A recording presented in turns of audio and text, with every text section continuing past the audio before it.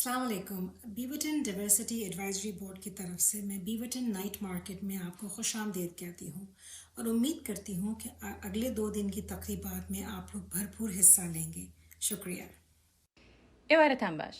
بنای لیژنی ڕاوێژکاری فرێنەتەوەی بەخێر بێن بۆ شانە بازاڕی بیڤرتن بۆ ساڵی 2020 بە شێوازی ڤێرچوەڵ. بینەرمان بن. بە درێژایی دووشەی داهاتوو هەڵدەستین بە نمایشکردنی کولتوری فرێنەتەوەی و توانای داهێنانی کۆمەڵگەکەمان بە شێوازێکی ناوازە. سوپاس بۆ بەشداریکردنتان بە هیوای بەسەربردنی کاتێکی خۆش. Ndị be anyị ekene m unu n'afọ ndị Diversity Advisory Board nke Beaverton, Oregon ka m na-anabata unu na Beaverton Night Market nke 2020 nke a na-egosi n'ikuku. N'abalị abụọ anyị na unu ga-anọkọta, anyị ga-ezi unu ihe mmụta nke eji akwado omenala na ịchụ nta ahịa dị iche iche n'obodo Beaverton. Ndewonu, unu abịala. 안녕하세요. 비버튼시 다민족 자문위원회에서 주관하는 2020년 가상 온라인 나인마켓에 여러분을 환영합니다. 앞으로 이틀간 오셔서 온라인상에서 진행되는 여러 커뮤니티의 문화와 음식을 경험하시고 다른 소상공인들과 소통하는 즐거운 시간이 되시길 바랍니다. 감사합니다. سلامی چو بوی خوش آشنایی بدان مردم دیده روشنایی ورودی چو نور دل پارسایان بدان شمع خلوتگه پارسایی بنده منیژه هستم عزیزان. امشب و فردا شب برنامه فوق‌العاده‌ای برای معرفی فرهنگ‌های متنوع جامعه‌مون خدمتتون تقدیم می‌کنیم. منم مریم هستم. خانما آقایان، به شب بازار مجازی 2020 بیورتون از طرف Diversity Advisory Board خوش آمدید. ممنون از حضورتون. خوش بگذره. नमस्कार मित्रों, diversity advisory board की तरफ से 2020 के इस बीवर्टन virtual market में आप सभी का बहुत बहुत स्वागत है। इन 2 अगली रातों में हम आपके लिए अपनी ही कम्युनिटी से विभिन्न व्यवसाय के एक बेहतरीन समुदाय को लेकर आए हैं। इसमें हिस्सा लेने और आनंद लेने के लिए बहुत बहुत धन्यवाद। Jambo, kwa niaba ya Diversity Advisory Board ya Beaverton, ningependa kukaribisha sana ndugu zangu na dada zangu kwenye soko kuu la mwaka huu la Beaverton ambalo litafanyika kwenye mtandao siku ya tarehe 14 na tarehe 15 mwezi wa 8. Kutakuwa na watu wa kutoka nchi tofauti ambao wanaishi kwenye mji huu, watatuonyesha desturi zao, vile wanavyokula, vile wanavyovaa na vitu tofauti ambayo itatujumuisha pamoja. Karibuni sana. ನಮಸ್ಕಾರ. Diversity advisory ಬೋರ್ಡ್ನವರ 2020 ಬೀವರ್ಪುರದ ದೂರದರ್ಶಿತ ಸಂಜೆಗೆ ನಿಮಗೆ ಸ್ವಾಗತ. ನಿಮಗಾಗಿ ನಮ್ಮ ಸಮುದಾಯದ ಸಾಂಸ್ಕೃತಿಕ ಹಾಗೂ ವಾಣಿಜ್ಯ ವೈವಿಧ್ಯತೆಯ ಅದ್ಭುತ ಪ್ರದರ್ಶನವನ್ನು ಮುಂದಿನ 2 ಸಂಜೆಗಳಲ್ಲಿ ಹಂಚಿಕೊಳ್ಳಲಿದ್ದೇವೆ. ಬನ್ನಿ, ನಮ್ಮೊಂದಿಗೆ ಇದನ್ನು ಸಂತೋಷದಿಂದ ಪಾಲ್ಗೊಂಡು ಆನಂದಿಸಿ. ನಮಸ್ಕಾರ. Buenas noches. A nombre del Comité Asesor de la Diversidad de Beaverton, le damos la bienvenida al Mercado Virtual Nocturno de Beaverton 2020. Tenemos una increíble muestra de diversidad cultural y empresarial de nuestra comunidad para compartir con ustedes las próximas 2 noches. Gracias por unirte a nosotros y disfruta. Good evening and salam everyone. Welcome to the Beaverton 2020 Virtual Night Market. We're so glad to have you here with us today. We have an incredible lineup for you today, a showcase of the cultural and diversity that's represented in our community. I hope you can stick with us and stay tuned until the very end. My name is Rahana Malik. I am a member of the Beaverton Diversity Advisory Board and I will be your co-host for tonight. And my name is Ahmed. I'm also a board member with Beaverton Diversity Board, and I will be co-host with Rihanna. But before we start our event, we want to ask our viewers to go to visit our Beaverton City YouTube channel, and if they have any question or any comment, please leave it there, because we will have a lot of vendors and they will be tonight with us, And so if you have any question, put it there and ask any question you like about like food or any other things. But before we start, we have message. It's from Beaverton Diversity Board.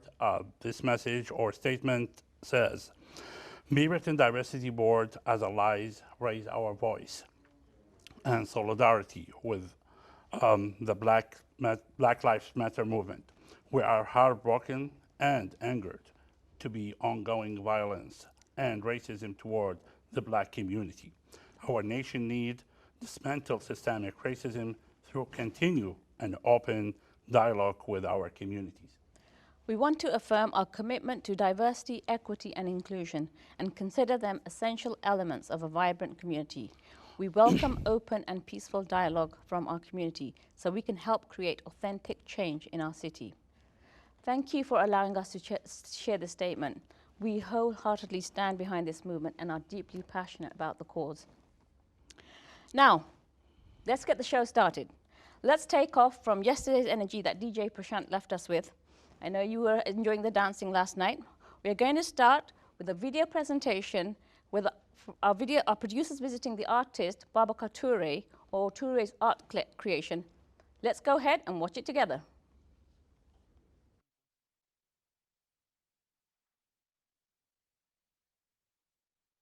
My name is Babakar Toure.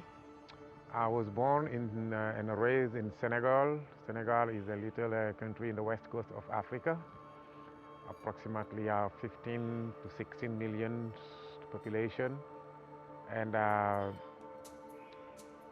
very cultural, strong cultural country. And I start doing interested on art, and that's when I start doing a collage with my butterfly wings, collecting a butterfly wings, pick them off the ground, and came up with something, created something.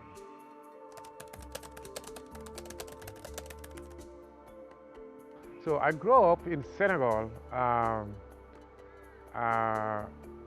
from my old parents, very old father and an old mother. I'm the baby in my family. Very creative in my childhood, and my parents will not be surprised to see me coming up with this idea, because I was one of those people who were very creative, making things out of nothing, and when I was a kid.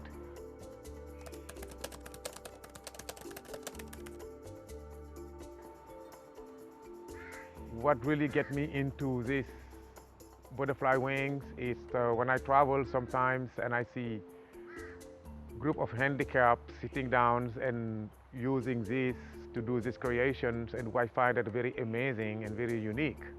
So when I approach them and ask them how they do it, so they show me. So I had an idea to how I can probably promote the African woman entrepreneurial into African development, and I wanted to come up with a very unique idea. So, and I find out that having the butterfly and try to take African women, put wing together to reflect the African woman, how hardworking ladies they are.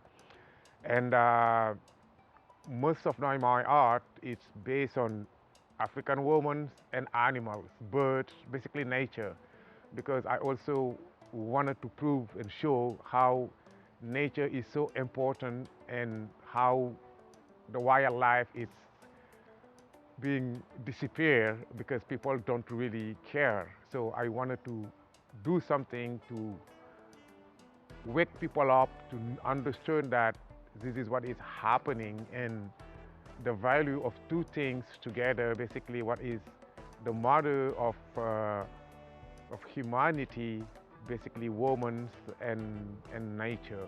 So it was one of my ways to express myself to protect that.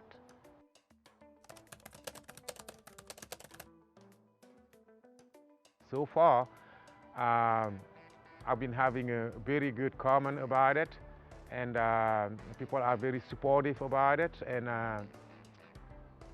And when I start doing it, I used to do it for the schools. So I go to schools basically and talk to the students, share the art with them, tell them what I want to do to wake them minds a little bit up to understand that this is the ways the world will be better, like that. And then until one day I used to do PCC, Poland Community College, every year to the Black History Month, and that's how I find out, that's how the Beaverton Night Market found me, invited me to one of the markets, so I went, and since that I've been doing it.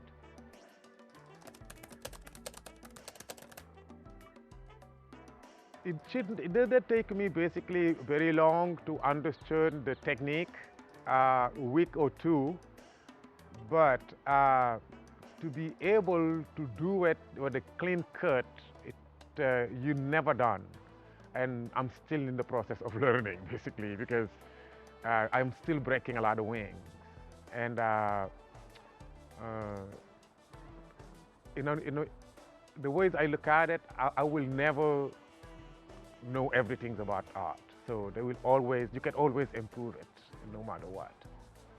But the idea is to give my message, and what I am doing right now, I can give the message I wanted to give to our people.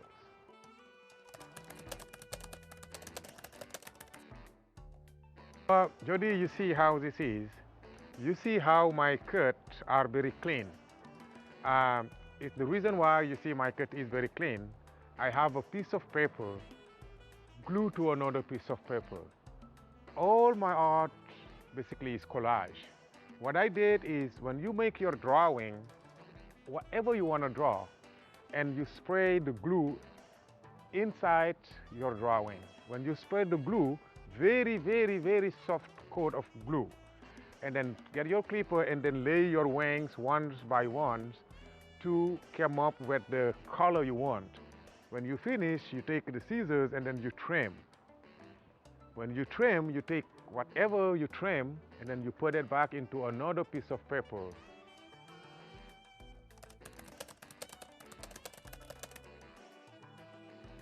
Sometimes experience are the best way to learn.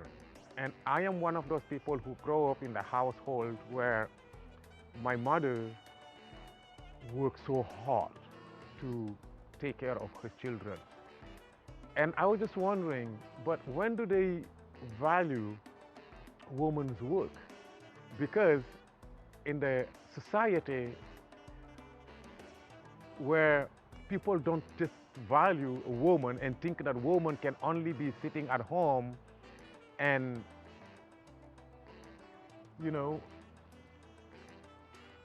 peeling, grounding the millet, peeling, getting water from the well, taking care of the baby. Yes, it's great. That's what woman's supposed to do. But women can do more than that. There is ways, more doors need to be open for the ladies. So I find out that looking at my mother, what she had done successfully, and my dad was not capable of doing it successfully, how do you exclude this woman to the African developments? Because it's just impossible. They are the mothers of civilization, and they can do anything. So without them, nothing will be solved. If someone can carry a child for 9 months and give a birth and take care of it, should be able also to contribute it positively to the African development.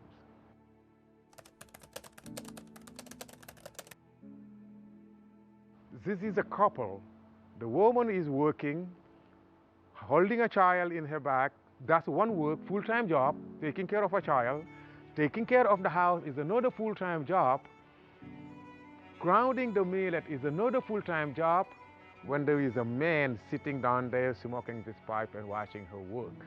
And then you're telling me that this man right here has a big impact into a development without this woman. That doesn't make sense to me.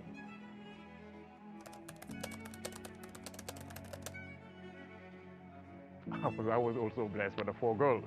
I think it's very important to talk about it, and my girls will see that how they value them, how are they supposed to be evaluated into this world. So that's my mother basically really inspired me to this to promote women entrepreneurial into a development, because she did a lot and she was done it successfully. Because of her, I am here today. It's hard to talk about my mother. We were very close. And she opened up she light up the way for me. She get me out of the tunnel. She make my way. She saved me besides the Lord, Allah subhanahu wa ta'ala. She saved me. Yesterday I was having a conversation in debate basically, and phone conversation about the work of parents, how it can be reflected to the children, and nobody will understand that more than me, because that's my background. That is my background. So I just feel the connections between me and her, and I wanted to honor my mother. I named her my first child, and God basically blessed me to be there, to be able to bury her. The only child who was there to bury her. We had a very, very special connection. I feel like I owe that woman a lot. What I am doing, she wake up today from her grave, she will be so proud of me, knowing that my son is honoring me from promoting a woman entrepreneurial to African development. To me, that will make her proud of me. So I have the experience with her. I live it. I live that specific times with her, and I feel like I have to do something to honor my mother. And to me, this is one way to do it. Just talk about my mother, make my day.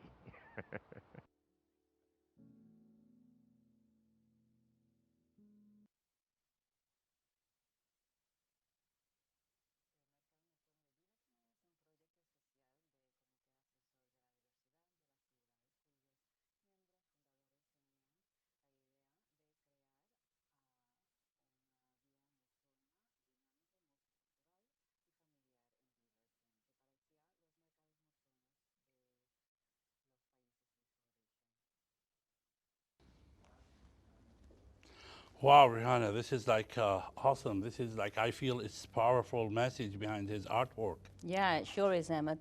Isn't it just fascinating and creative how he's using butterfly wings to create this? I've never seen anything like it. I seriously Me too. haven't. Like, this So, is unique. It's unique. Please, everyone, support our small businesses. You know, this is why we're here tonight, to lift each other up and encourage each other along the way. So if you need to find out information about the vendors, please head over to our Beaverton Night Market website. All the details are there and you won't regret it. So now, I'm excited to introduce our next guest, Claudia Camacho, a local artist who has some beautiful artwork to share with us today. If you have any questions for Claudia, please go ahead and type your questions on the YouTube chat, and we're going to be answering them at the end. Welcome, Claudia. Nice to have you here. So nice to have you at our Beaverton Night Market this year. I know there's been a change because you're used to live night markets, but nonetheless, it's an honor and pleasure to have you here. Thank you. Can you tell us something about how you came to live in Beaverton from Honduras? Oh, hi again. Thanks for having me. I'm very happy to be here tonight. I came to Oregon from Honduras about 20 years ago. When I came, my mother was already here. She came a couple of years prior to my arrival. As many immigrants, we had the big dream to come to the U.S. and seek a better life. Yeah. I had my own dreams. Yeah. Some of them I had to push back when I got pregnant with my first daughter. I was busy. I now have 4 kids, and I was even more busy when I had to raise my kids as a single mother. That is one of the reasons why I did not have enough time to pursue some of those dreams. I remarried about 3 years ago, and I am very fortunate to be a stay-home mom. I do have a little baby. She's 16 months old, and it's now when I have more time to pursue some of those dreams and to do some of the things that I am passionate about. I love Oregon, and I am very happy that my mother made the decision to come and live here. Wow, that's awesome. Thank you for sharing that. And now we are glad to be a part from Beaverton Night Market community. So my question is, like, how did you start your business? Well, since I was a little girl, I always had the dream to own my own store. I remember watching people in my hometown making arts and crafts using whatever materials we had available. At times, the resources were very limited, but with a lot of creativity and passion, I saw people making almost anything that they could imagine using their own hands and the materials that were available there. I had a dream, and last year I was exploring my opportunities, and that's how I found out about Beaverton Night Market. At the very last minute, I decided to apply, and surprisingly, I got in. I was very, very happy to have the opportunity to share a little bit about my culture. I was also very grateful with City of Beaverton for supporting small business and dreamers like me. That's great. Great. That's awesome. Great. I'm so glad you applied to the night market because Yes, it's yes, lovely me having too. you here. I see you've got some really nice products over there, some vibrant colors and some really nice shoes. I can see sandals. I'm just looking at those sandals because I think they'll probably match one of my outfits that I have. Oh, nice. Yeah, such a nice summer sandal, tropical as well. Can you show us and tell us something about your products? Of course. These sandals were very popular last year at the Beaverton Night Market. These are handcrafted 100%. These are hand painted. And people love the bright colors and the summery styles. Also, I want to feature the face coverings. As we all know, face coverings are an everyday item right now. And I thought that why not making them cool, fun, and fashionable. So I am using this fabric that is called Lenca fabric. It is made in Honduras by indigenous women from small villages. They use the traditional weaving way using a foot loom. Can you imagine how hard it is? And it's a lot of work. So I am very happy to bring these fabrics from Honduras, and that way I feel like I am also supporting the local business there in my country. Something else that I am very proud of is that in Honduras, we don't waste anything. When I make the face coverings, I have fabric left over, and I make these necklaces. I also make scrunchies for your hair, and I make these colorful earrings, and that will complete the summery look. Something else that I want to highlight is this top. This represents a little bit about the history from my small town, Trujillo, Colón. I was born there, and I am very happy with this design because it represents the fort of Santa Barbara. It was built a long time ago when the conquistadores first arrived to Honduras. I also included the sun and the palm trees because Trujillo is a coastal town. It is beautiful in my opinion. It has the map and the flag from Honduras. I added the crochet accents, and it's something that I also learned how to do when I was growing up in Honduras. Also, this is called anafre. It is made out of clay. It's made by hand, and we use this to cook one of the most traditional foods in Honduras. We put charcoal in here. Then we put some refried beans. We add mozzarella cheese, and once the cheese is melted, we eat it with tortilla chips. Oh. It is delicious. If you ever get to go to Honduras, you have to try this. I guarantee you will love it. Something else, like again, we don't waste anything. This is a piece of leather. It is basically scrap. We use it to make bookmarks. And we hand paint it, and it's beautiful. Again, we don't like to waste anything in Honduras. Lastly, I would like to show the kit, the craft kit that I put together for this year's event. And this is a mini purse that families can make together while watching the show. And I already started making this. You can get creative and just do it in a different way if you wish. It's very simple. There's no tools required. I added everything that you need. And here is a finished product. This one was made for little girls, so the strap is short, but people can adjust that and make it longer if they wish. Also, in this kit, I included a thank you card that I made myself, and I want to take the chance to read it. It says, "Thank you so much for shopping small. By supporting a small business, you help support a dream, a family, and so much more. You aren't just buying an item, you are buying a piece of heart." And with this, I do want to encourage viewers to shop small to support local businesses. Also, as a thank you for purchasing the kit, I included these earrings, again, from the scraps that I had left over for making this kit. And this is my way to thank people who bought the kit for supporting my business. That's awesome. I like how it's colorful and all the message behind all these things, or like how did you made it. So what's the next step for your business? Like, is there any way to extend your business, or what's the new? Well, I am not planning on leaving Beaverton anytime soon.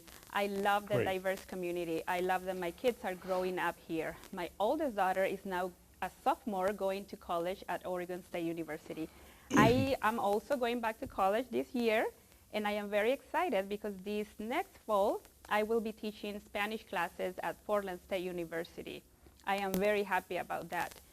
For my small business, I also plan on expanding it. Hopefully next year, the situation will be better and I get to go to more markets and holiday bazaars to showcase the beautiful items that talented people from my country can make. In the meantime, I do have a small online shop, ClaudiaCamacho.store, where people can go shop and find these beautiful items. Thanks so much, Claudia. I'm so impressed. And you know, that message hit my heart.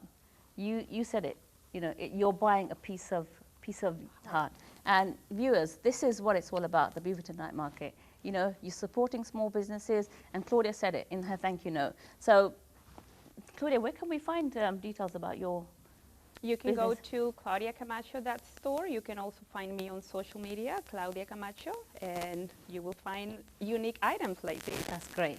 Thank you so much, Claudia. We are so glad to have you today, and we will, we learn a lot about your work, and thank you, and I hope, all our viewers, they leave any comments. Thank you. Okay, sounds good. Thank you. Thank you Thank so you so much. much. If you have any questions on YouTube, please chat them out. Please type them out, and we can read them out. Do we have a question on YouTube? We don't have that time. Okay, thank you so much, Claudia. Honored to have you here. All the best. Thank you. So what do you have next? Oh, Hannah? well, I'm next. It's early in the night, and we're going to get going now. We're going to keep the show on the road. You know, it's so important to celebrate the richness that's inherent in our cultures, and that's what brings us together. We're going to celebrate you. We're going to celebrate everyone here. So tonight we have something maybe unique.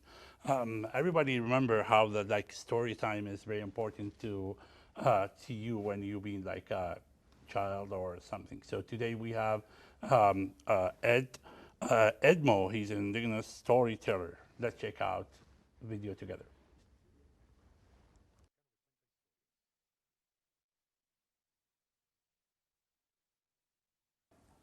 Hello, I'm Ed Edmo. I'm Shoshone, Bannock, Nez Perce, Yakima. Raised about 95 miles east of here at a place called Solano Falls. When the cold winter wind was blowing down from eastern Oregon through the Columbia River Gorge, I'd recover the many quilts made by loving hands by mom, aunties, and grandma. There'd be the crackle of the fire and the whistle. My father would tell me stories. I thought I was getting stories, and realizing get my culture handed down from generation to generation. I brought a friend of mine, Grandma Bear.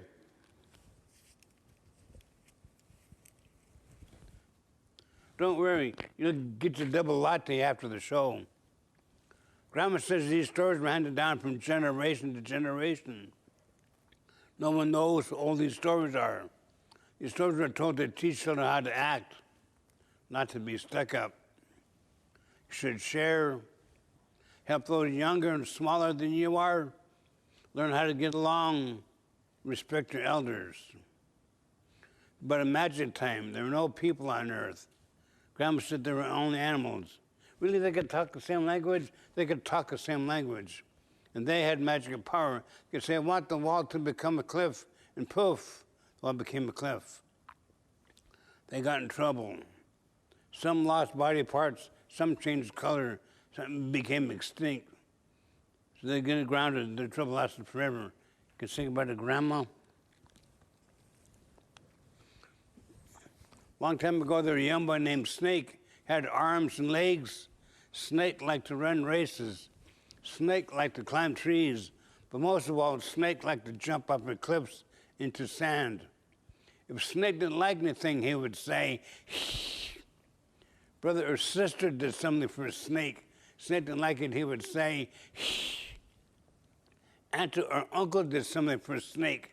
Snake didn't like it, he would say, his mother or father did something for Snake. Snake didn't like it, he would say, even if his grandma or grandpa did something for Snake, Snake didn't like it, he would say, one day the village went to another village to hunt, trade, and fish.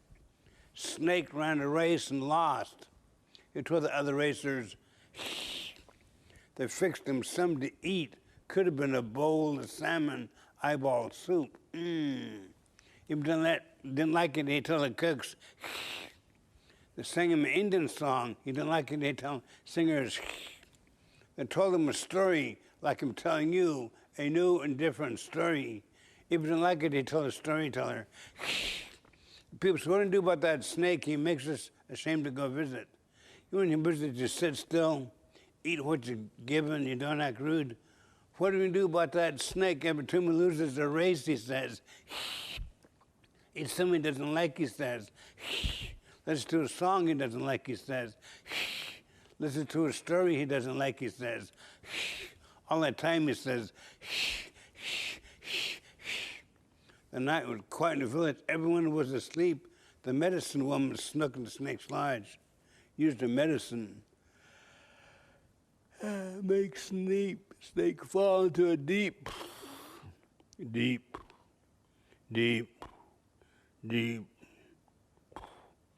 sleep.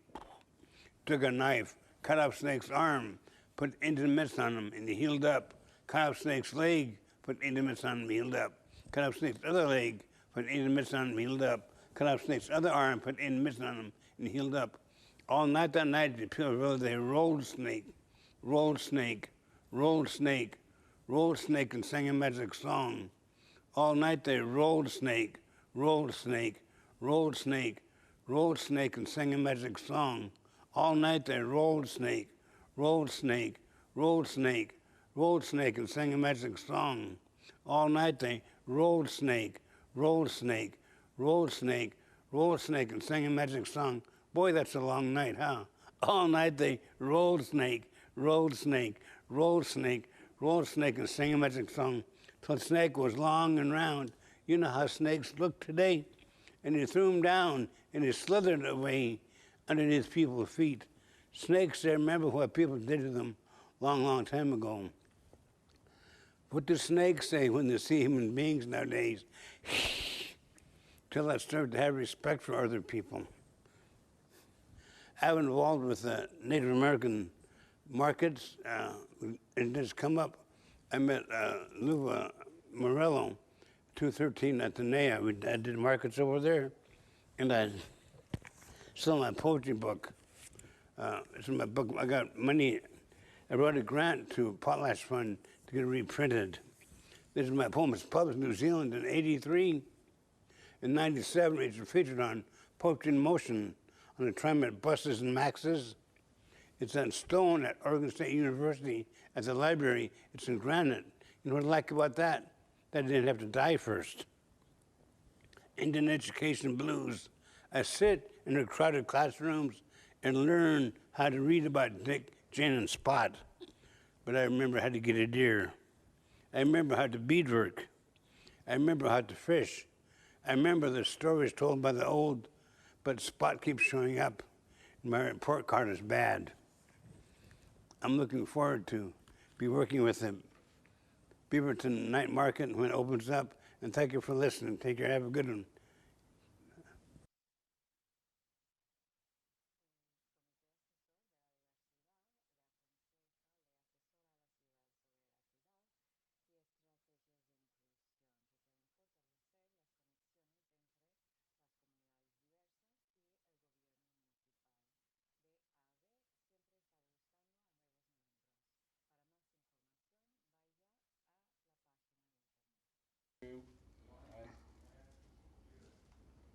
Wow, that's beautiful, Rihanna. That's remind me about like my memories when I was like kids, and the story time is very important for us as a kid. So what do we have next? He's such an incredible storyteller, he really is.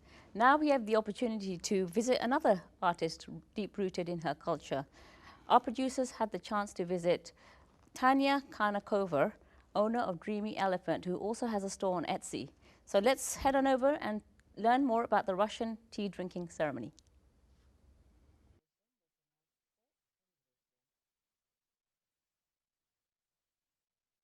Hello, my name is Tanya Kornikova. I am the owner of Dream Elephant Shop on Etsy.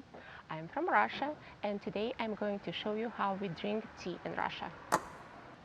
So this is how we make the tea. You need to have hot boiling water, fresh water, a ceramic pot, porcelain pot is ideal. You warm up the pot with hot water a little bit, you make it warm, you swirl it around, and now the pot is ready. So we get loose tea. Traditionally Russians love black tea. Here we have our Earl Grey, which is very fragrant, so I'm very excited about it. The recipe is 1 teaspoon per person. So we have 3 people here, plus 1 teaspoon per pot. So we'll have 4 teaspoons.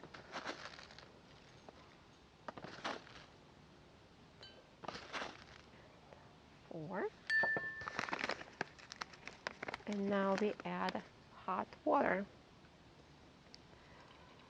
This teapot is a little bit big, so it's for a big party, maybe for even like 8-10 people. So we don't need that much. We pour a little bit because it's supposed to be very concentrated. Then we wait 3-5 minutes and we talk and socialize. I was born in southern Russia, Black Sea region. My grandparents are from southern Siberia. They grew up in the Baikal Lake region. My grandmother was a native there. Basically, she was Mongolian, and my grandfather's family moved to Siberia from Poland or Belarusian a part of the country after the revolution. After the World War II, there was a great famine, and my grandparents with their young daughter, my mom was about 6 years old, they decided to move to a warmer part of the country. So that's how they ended up in the Black Sea region where my mom grew up and where I was born. So after the tea has been brewing for 3-5 minutes, you marry the tea. So you pour a little bit into your teacup and then back into the pot. So it's ready to drink. It's very concentrated. And some people even like drinking just the concentrated tea. The name is zavarka. So some people like to drink zavarka. So anyway, so now we have a little bit of zavarka in our cups, and you add a little bit of water. And since this tea is very fresh and hot, so you pour just a little bit. Then it cools down faster, and also Notice the shape of the cup. It has a wider opening, so the tea would cool down faster. And the very traditional drinking tea drinking is actually you pour tea a little bit into your saucer and then you drink from the saucer with a very loud sound. Should I show it? Just like that. And then you can drink it right away so it's not hot. And then you cut it. So my Dreamy Elephant store with all the textiles started as I was just missing working with textiles. I've had a graphic design career here, but it's all on a computer, so I was just missing drawing with by hand, making sketches. So that's when I decided to do crafts, and actually it started with a tradition at my work. We had this gift exchange tradition for the holidays, where people sign up when we exchange gifts, and usually people buy something in a store. I would always use that opportunity to make something like a craft, and then give it away as a gift. And at some point, one of my coworkers said, you know what, I signed up for this holiday bazaar, and I'm looking for somebody to share my table with. Would you like to share the table with me? And at that point, I was like, sure, why not? So I spent a lot of time making things because I never did it on a larger scale. It was usually like, for a handful of co-workers. The bazaar went well, but I still ended up with a lot of products on my hands. So what did I do with it? So I decided to open an Etsy store and put that stuff, put my products on Etsy shop. So whenever we have tea, we always have a lot of snacks, a lot of cookies, a lot fruit preserve, and usually it's all homemade. So for example, here I have crumble cookies that I made with a fruit preserve that I also made it yesterday. Blackcurrants are very popular in Russia. Here it's not that popular, but if you see blackcurrants on a berry farm, 100% guarantee there will be Russians nearby. So this blackcurrant crumble cookie has a nice tart taste with sweet pastry dough.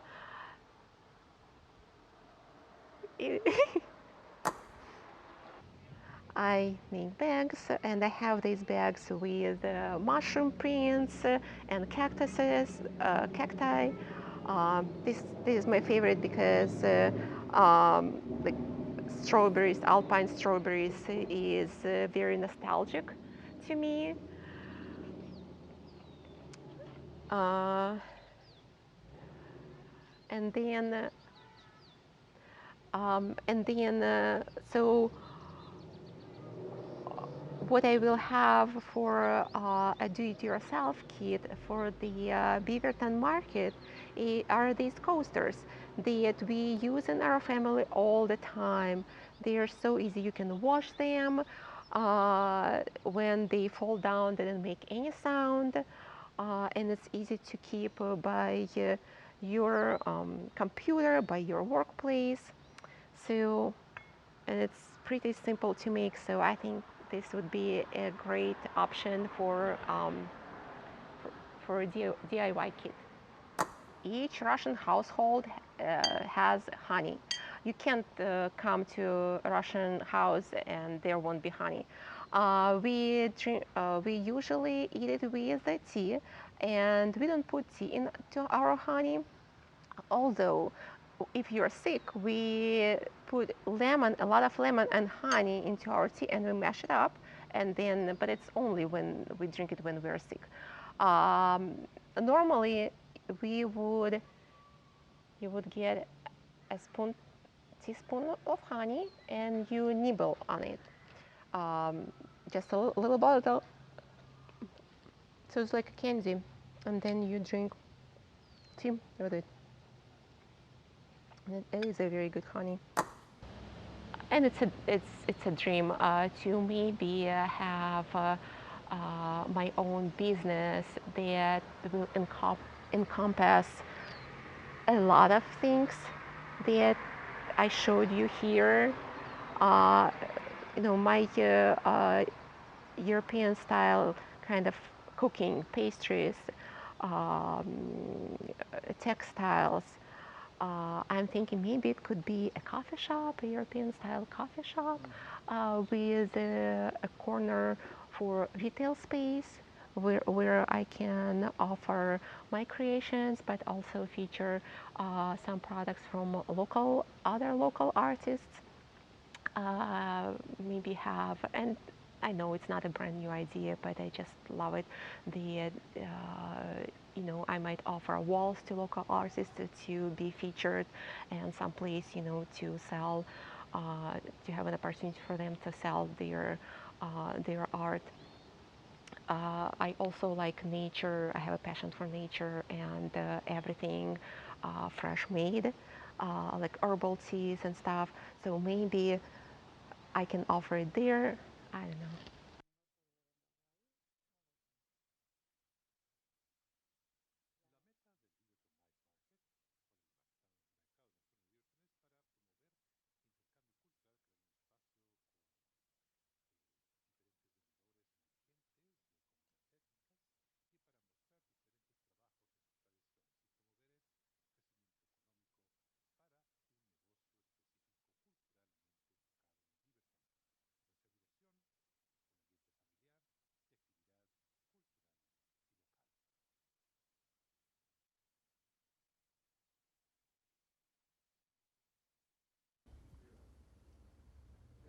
Ahmed, I love how tea drinking traditions are different all over the world. And I believe everyone in the world likes to drink tea, especially in London where I grew up. I can't go without my Earl Grey and my English breakfast. That's a must. I have to have that every single day. So if any of our viewers, if you have a special tea drinking ceremony or tradition, please go ahead and type it up on the YouTube chat. Me too, Rihanna. I remember, in my hometown, how tea was very tradition. Even in the evening, all the family come together and we sit to drink tea. But in my hometown, when we drink tea, we eat something sweet with it. So likely we have here tonight Iman Barakat. She's owner of business called Iman's Homie Bites, and she make baklava. I think it's unique. I cannot catch myself to get a bite from this tree. So welcome, Iman. Welcome. Thank you for being here, man, and joining us on the 2020 virtual night market. It's a pleasure having you here. And I believe I've seen you at other night markets. I saw you at the MET Winter Bazaar and the Beaverton Winter Market. Yes. You were next to Sarah from Ish Cream, so I really appreciate you being here. Before we get into talking about those yummy delights, can you tell us where are you from and how long have you lived in the Portland area? I'm from Algeria. It's in the Mediterranean region. Constantine, Algeria is the capital of the East Algerian. It's an incredibly beautiful city. It's known by the beauty of the food. They use the great and the best ingredients to make their sweets. So it's known by the good of the sweets. And also, I came here to Portland 5 years ago. I got married here. At that time, I was struggling what to do. I love baking.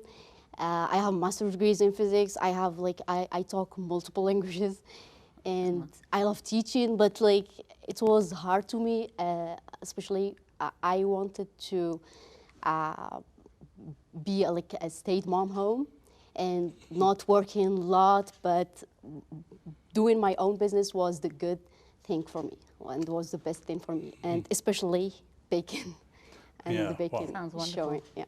Wow, that's awesome. Like, I believe that, like, city is so beautiful. Maybe one day we can visit together, Yeah, Rihanna. that'd be So, great. like, what inspired you to start this business? What the behind the scenes about this business? I learned baking from my mom. She started baking at the age of 20 years old. She was baking for our family events, for weddings. And like at that age, I kept learning from her. I made up recipes. I started at the age of 14 years old. I had this opportunity, especially because, especially when you have some place to store your food in. We had a family bakery, and my mom was the first one who has all of these skills. And we baked a lot of treats and desserts for weddings, which is a big part of ceremony in Algeria. And I have here like a display shows like how we present sweets in Algeria. It's very simple compared to the Algerian one because they put a lot of sweets, but the main sweet is the baklava. Right. And like this one, this is the qataif, Algerian qataif. It's very authentic Algerian. It's made of like a shredded phyllo dough with a mix of nuts inside. And also I have all like the other varieties of baklava that I made. This one is the first one, is the rolls with the almond. And the second one is the pistachio, which is very popular here. People and my clients like it a lot. And the third one is the qataif that I showed you. And this one also is the walnut cinnamon. People love it. Love it so much. Yeah. Yeah, I mean, the presentation looks fabulous. I mean, is that something you would serve at weddings? Yes, yeah, especially the qataif, the Algerian qataif. It's like very fancy and very authentic. Great. Yeah. So, like, people when they make baklava, they use like a sweetener or like maybe sugar or so. What do you use for as a sweetener? I know it's some people they thought it's not healthy, but what you did to make it healthier? In the east of Algeria, and in Algeria, we use honey instead of sugar. So instead of like sweeten it with sugar and sugar syrup, we use mainly honey, pure honey, to make it like just with the right sweetness and healthy and delicious. And also in Algeria and in the east, they add a very specific thing, a secret, like the orange blossom water and the rose water. These two ingredients make it a very like tasty and very specific. So with honey and orange blossom water or rose water, you can taste all ingredients, especially when it's less sugar. Like you can taste all the nuts. For example, if we take pistachio, we don't have to add sugar to pistachio to make it good. So you just like eat it by itself and it's very delicious. That's great. Yeah, it's beautiful. I love the presentation. I'm still in awe of the presentation and the tray. It's wonderful. What makes the baklava from Algeria different from baklava everywhere else around the world or everywhere else around the Middle East? First of all, like people ask me a lot. You say that I say it baklava, because in Algeria we say it with a Y instead of V, not baklava. Like in Greece and Turkey, they say it baklava. Right. But in Algeria, we say it baklava with a Y. And also, the main ingredients are walnut and almonds, not pistachio, because this is the most available things there. And also the orange blossom water, rose water, and honey. So these are I think this is the difference between like your kind of baklava and Middle Eastern baklava. They use pistachio a lot. So is there any other difference between baklava you made and Middle Eastern baklava? My baklava, like it's a little bit different because of the ingredients. Because when you just use pistachio, it will be very different than just using the almond and walnut. The almond and walnut are very like different in taste compared to pistachio. Great. This is, I think, this is Yeah. the main thing, and also maybe the sugar. Yeah. The honey makes it different than the sugar. That's wonderful. I can't wait to Yes. try it. I know we've got some pieces here for us to Yes, try. we will Maybe try we'll it. try it We at will the end of try the it. show. So what do you think the future is for your business? Actually, for my business, I would like to grow more, and I would like to deliver more to more states, to at least to all states of the U.S., maybe Canada, and inshallah, yeah. This is So maybe we don't have enough time. I have a- think we have just 1 minute. So my last question will be, from where we can get this? Because like I want to buy it. I have a website, imanshomebites.com, and I have also a Facebook page. And in my website, you will find all the details about like phone number and email when you can order, or you can order online also. Do we have a YouTube question for Iman? Let's see. Let's go over to YouTube chat. Let's see. Do you feel like an artist when you're making those beautiful desserts? And do they come out the same each time, or are they as good as your mum's? The baking and especially making food has to be with like connection with food. You have to be connected with food and with the ingredients to make it very delicious. Yeah. So when you bake something with love, it will be very delicious. Yes, absolutely. Yeah. That's you got it on point there. Yeah. Thanks so much, Iman. We're so fortunate to have you on the Beaverton Night Market are this year. welcome. Thank you so much. Good luck. Thank you. I was very happy to be with you guys. Wow, that's like awesome. Like I just want to eat it right now. I'm just looking at my piece Yep, and yep, thinking, when is like- my turn to eat that? Yes, I'm So- fighting my temptation. Yeah. So what we have next? We have another treat this time, a visual treat, if you will.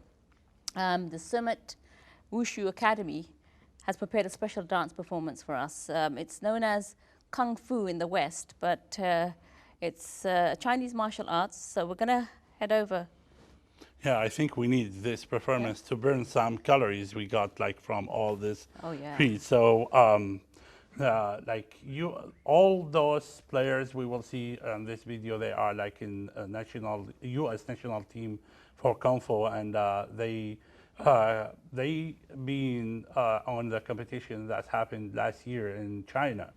And guess what? They bring 10 medals with them, like they win 10 medals. Wow, And 10. Wushu Summit, they have now they training on virtual, and they have classes on Clackamas and Beaverton. So, and they open to all ages. So let's see this video and we will come back. Let's go.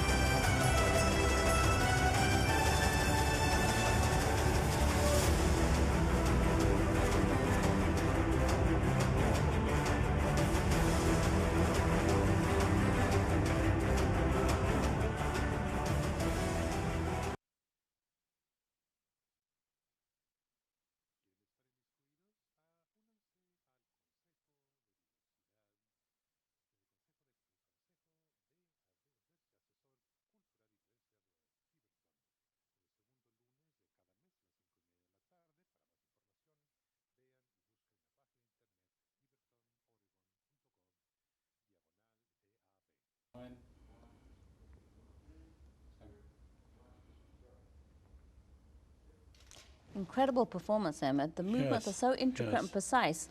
And did you see the colors on those outfits? Oh, God, so colorful. Such talented people we have in our community. Incredible. Yes, I totally agree. Like, I like how much they was fast and flexible with all this movement. Wow, it's like, make me feel I'm so proud of them, especially with all this performance.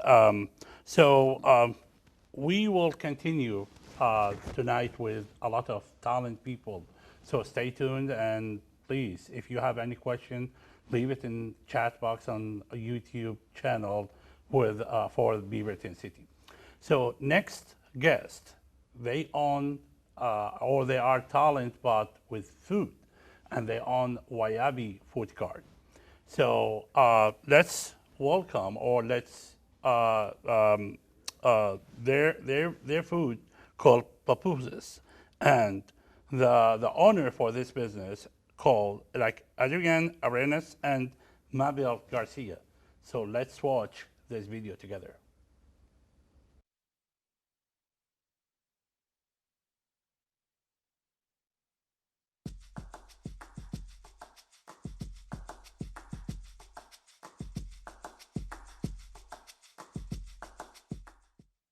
Hola, mi nombre es Adrián Arenas, mi esposa Mabel García, y pues estamos muy contentos por estar con ustedes y dando a conocer nuestro pequeño negocio. El nombre de nuestro negocio es Wabi, y tenemos, nuestro negocio es un carrito de comida donde vendemos el platillo principal y por el cual nos conocen son las pupusas. Y también tenemos alguna otra variedad, tenemos alguna fusión de comidas como mexicana y algunos sándwiches y bebidas súper riquísimas. Bueno, ahorita estoy, ya tengo todo preparado aquí, tengo diferentes rellenos, frijol con queso, champiñones con queso, chicharrón con queso, puro queso, queso con jalapeño, pollo con queso, chorizo con queso y queso con oroco. ¿Sí? Ahorita estoy amasando un poquito la masa porque está muy dura y pues tiene que estar un poquito suave para que la pupusa salga bien y no se raje al momento de hacerla. Pues soy de El Salvador y yo vine a Los Ángeles primero, viví 10 meses en Los Ángeles, luego vine a Oregon porque venía a visitar una tía y pues Oregon me gustó y me quedé aquí y he vivido en Oregon por 15 años. Los ingredientes de la masa pues nomás es harina de maíz, maseca, como la conocen muchos, y agua, simplemente agua. Y la clave es pues mezclarla y dejarla suavecita para que a la hora de hacer la pupusa pueda quedar fácil y pues la pupusa salga bien y el relleno no se salga tan bien. Yo realmente cuando decidí venir aquí fue simplemente porque quise visitar a mi mamá y pues mi plan era estar solamente 6 meses, pero me gustó mucho y pues ahora llevo ya 14 años aquí. Sí, bueno, a mí me gusta mucho Oregón porque tiene mucha naturaleza y me gusta la ciudad que es limpia y pues me gusta explorar los ríos, las playas y me gusta los parques que están acondicionados como para las personas que puedan correr o puedan hacer algún deporte. Y pues la ciudad de Beaverton me gusta porque todo está cerca, las escuelas y los centros comerciales y la gente es muy amable. Depende del tamaño que quiera cada persona, entonces yo agarro pues prácticamente como una bolita, puede tantear tu mano y pues lo que agarre tu mano. Luego la palmeo un poquito y trato de hacer como una tortilla pequeña y ya pues agarro del relleno de los que tengo aquí. En este caso voy a hacer la que es más común, que sería la de chicharrón con queso. Pues yo creo que parte de todo esto que me ha llamado tener un negocio, y aclaro, no es fácil tener un negocio, siempre un negocio se va a llevar a cabo con alguien que te apoye mucho, que en este caso es mi esposa. 100% que no tuviéramos el negocio si no fuera por ella. Estamos exactamente a la misma altura. Quizás una idea es parte, pero hay mucho trabajo atrás de esto. Entonces, yo empiezo con la idea de querer tener un negocio. Negocio de qué no lo sabía, no tenía idea. Yo solo le decía a mi esposa, yo quiero tener un negocio, queremos, para que sé que va a ser mejor tener nuestro propio negocio. Pero cuando yo era niño, yo vi a mi padre siempre fue comerciante, él vendía ropa, pero a quien yo admiré un poco más sus ganas de tener su negocio, de sobresalir, fue a mi madre.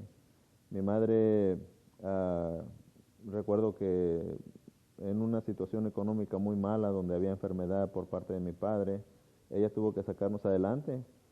Entonces, mi mamá con una máquina pequeña, viejita, ella empezó a hacer ropa y mi papá salía a venderla. Como que ella empezó a crear sus propios diseños, empezó a crear trajes de baño, comprar trajes de baño, desbaratarlos, armarlos y seguir vendiendo. Entonces, para mí fue una gran experiencia y un ejemplo de que ella, sin tener grandes estudios, ella nos ha sacado adelante, y con eso ella logró tener un taller de ropa. Entonces llegó a vender a tiendas muy grandes en Morelos, donde yo soy, y también agarró contratos con escuelas, con secundarias, primarias, y es algo que no se me va a olvidar. Y se lo ponemos adentro de la masa, luego la cerramos, le quitamos un poco de masa si vemos que sobra para que no lleve mucha masa, y ya de último le ponemos un poquito de aceite.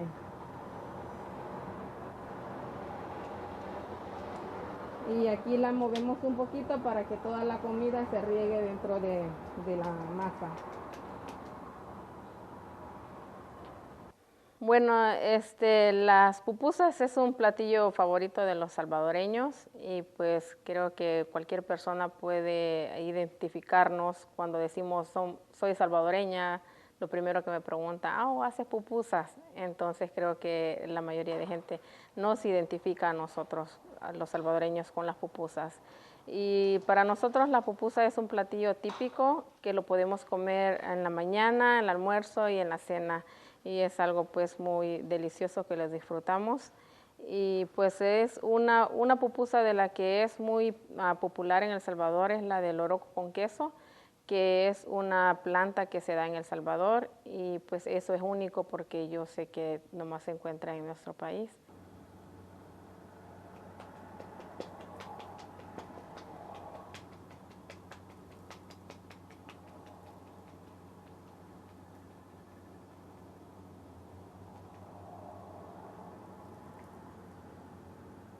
Como está muy grande y pues no me cabe muy bien en la mano, la voy a echar en el comal y ahí la voy a aplastar un poquito más porque está muy gruesa todavía.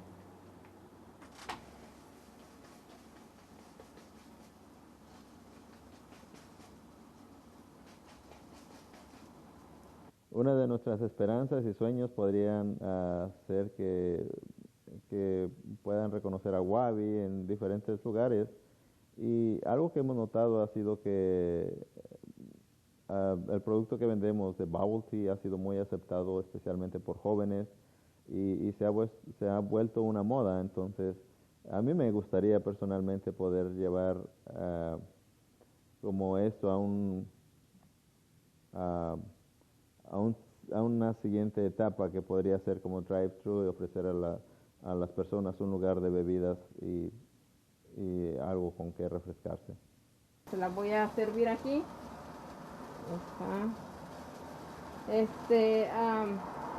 Pues a veces las personas piensan de que por ser salvadoreños, piensan de que todos los salvadoreños sabemos hacer pupusas, pero no es cierto. Entonces, yo pues obviamente pues aprendí cuando llegué aquí a Estados Unidos. En El Salvador pues solamente las compraba y pues nunca las había hecho. Pero aquí cuando yo llegué hace 15 años, viví con mi tía y pues no vendían pupusas aquí en Oregon. Entonces ella me dice, quiero pupusas, ¿por qué no tratamos de hacer? Y entonces pues sí, estaría bien, le dije yo. Y entonces fuimos y compramos las cosas y empezamos a hacer pupusas.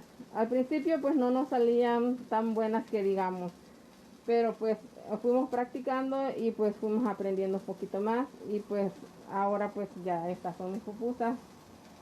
El curtido yo lo hago pues le echo zanahoria, el curtido rallado, un poco de jalapeño para que le dé color y lleva vinagre, lleva un poquito de orégano y pues se deja como unos 2 días para que pues agarre sabor un poquito el curtido.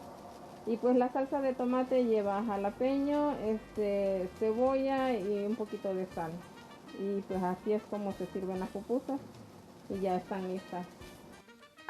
Pues nosotros nuestra esperanza que tenemos es de que pues el negocio vaya creciendo y que la gente nos reconozca por las mejores pupusas que hay en Beaverton.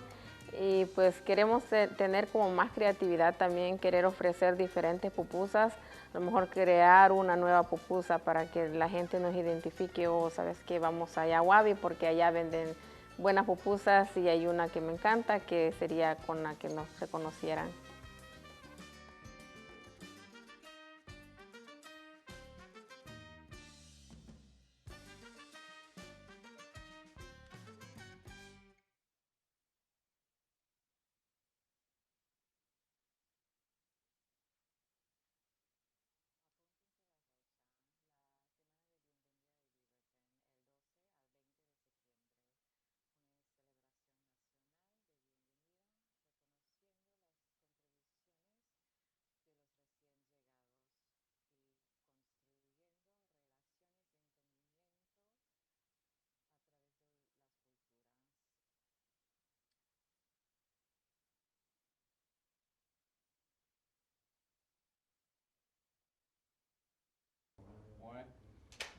Wow, that's awesome. I like it, like how they arts with the food they made. And I think I will know where I can get lunch tomorrow. If you want to, you can join me. I think I'm going to join you at the I Wabi will food pay. truck. Don't Okay, worry, I'm going to I take will you up pay. on that offer. If you're going to pay for my food Yes, and my pupusas. I think it's delicious. Yeah, that's great. Let's take a break from food right now and turn our attention towards fashion, one of my favorite topics.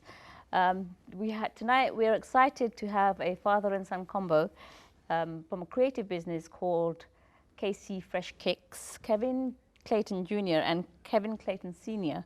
are here with us, and thank you for having us. Thank you for being here, actually. Thank you. Thank you for joining us, guys. Like, we are so proud of you guys, and this is the goal behind like Beaverton Night Market, to support like family business. So, KC Kick Fresh, like some people when they heard that name, they thought like it's maybe kind of art, like martial art or like taekwondo club or something like that. Why you pick that name? Well, KC Fresh Kicks is actually a product custom design. KC actually is my son's, that's our initials, KC. Okay. Fresh comes from the fact that, you know, he's a unique kid. He feels fresh about his kicks. Kicks are your shoes. So that's where you derive the name from, KC Fresh Kicks. KC Fresh Kicks itself, though, is a custom, like you said, with custom product design. With it being a custom product design company, we do customs on shoes, as you see. We also do restores on shoes, and we also do deep cleans on shoes as well. That's really cool. I mean, how you can customize shoes and bring them back to life. I'm super excited about that because my son loves his kicks too. So I'm going to have to refer him to you at some point. How did you actually get into that area of business? Well, like I said, I come from a family that's actually deep into shoes, and we're a shoe family. And then when I was in high school is kind of when I got really deep into shoes. My cousin actually was the one who showed me, once I got my first kind of shoe that I really wanted to keep and hold on to, she showed me how to clean it, take care of it, if there was anything wrong with it, how to repair it, and things like that. And she kind of really took me under her wing because she's had been in it for a while. And from there, I kind of went deep into it and just took it to a whole nother level. Now, one thing he's not telling you is when he was a little boy and he laid across the floor, he would always draw for hours and hours and just draw. And as he got older, he got into basketball, which allowed him to get kicks. And when he graduated from college, I asked him, what do you want to do? He looked at me with a funny look, and I says, okay, do what you love. You love shoes, you love to draw. Put them together and let's create a company you would enjoy and have your own business. That's awesome. Like family business is very common in Beaverton Night Market. And I'm excited to know behind scenes about all those designs that you bring tonight. So could you please tell me or explain a little bit about those designs, how you bring those ideas? Is there special order or how it goes? Well, I'll start with like I said, we offer multiple different services. One of the services we offer is deep clean and that does to more whether you're doing a custom design on a shoe or just want your shoes clean. Here's an example of one shoe that we have where it will need to be clean, and this was the beginning process, and this was your end result right here. Wow. You know, a clean shoe gets you out the door, and now you look like you're looking out fresh in style. To my left, as you see, is our most popular products, which is custom designs on shoes. Clients send us shoes. We buy shoes for clients. Clients buy shoes and send it to us, no matter how it is. We take what they give us, and we might start off with a product similar to this, and start like this, and end with your product looking something like this. A lot of our clients that come to us are looking for something creative, something to stand out, and these is ways that we can have them stand out in the crowd from the rest. For example, you take our Celtic design on our shoes. This Celtic shoe is a team shoe that we do multiple different teams on. And like you said, we got detailed with it. As you see, the parquet floor on it and the team colors. And then you take a shoe like this, which is on a completely different design. This is more of a cartoon, more of a hand-drawn and hand-painted, which is things that I love to do. I love doing the hand painting and get more detailed into things, such as this Pinky and the Brain shoe, as you see, where you see the kind of the nightlife with more of a lightning bolt into the shoe, and you get to see your fun characters. We do it for kids of all ages, even adults and athletes or anybody. And then as you see, we get more even a simplistic design with our Miami Vice. Notice something. There's also a t-shirt that matches the shoe. That's where father and son team comes in. That's where we work together. I create t-shirts that match the shoe. I may create a bag that matches the shoe. Whatever someone wants, especially custom design, I try to go in and match, and that way they get a package deal. Yeah. So they can look fresh. Right. That's the way we want them to be. Right. KC Fresh. Yeah, KC Fresh Kicks. It's happening. It's all happening at KC Fresh Kicks. Check it out. So I really like the fact that you give each client a personal experience. It just makes it extra special. Where do you see your business going in the future? Like I said, I was a kid in high school where I did see designs and products like this and kids around school that had some stuff like this, and I wasn't able to get some of this stuff. So I wanted to make sure that I was able to give kids that were in my position that same opportunity, whether it's a shoe, jean jacket, or any other type of product. I want to give them something custom and something personal that, like you said, giving them an experience that they can cherish and they can have and they can share with others. Now, I understand something. He's giving something special, but that's special to everybody. Everybody always wants something personal. So what he's thought about is, hey, maybe one day from East Coast to West Coast, open up a store that a customer could come in, design an item, watch it be made, walk out another day completely fresh the way they want to be dressed. And do this, say, somewhere between 1 and 5 years. That's kind of like the plan we're looking at. Right. Yeah. Wow, that's awesome. Exciting. I wish that dream come true one day. This will be fantastic. Yeah. So you will be